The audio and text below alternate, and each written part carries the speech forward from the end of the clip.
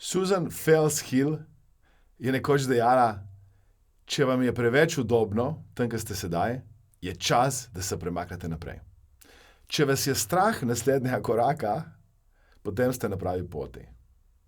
Danes opažam preveč ljudi, ki se skrivajo v tej coni udobja. Tam jim je udobno, tam se počutijo varno. In ko grejo ven iz cone udobja, jim je že malo neprijetno. Zapomnite si nekaj. Katerakoli cona udobja sčasoma postane neudobna. In bolj kot nekateri ljudje vztrajajo znotraj te cone udobja, bolj se jim zgodi, da potem postane ta cona tako neudobna, da je res težko iti ven iz nje. Zato se sami sebe izzovite.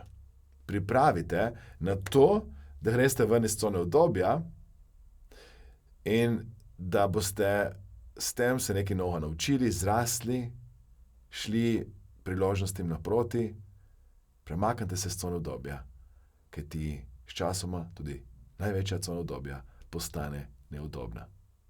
Hvala, ker ste, in komaj čakam, da se vidimo na naslednji priložnosti, ko bomo spet imeli podobne inspirativne misli, ki vas spodbujajo proti ciljem in sanjam, proti življenju, ki si ga želite.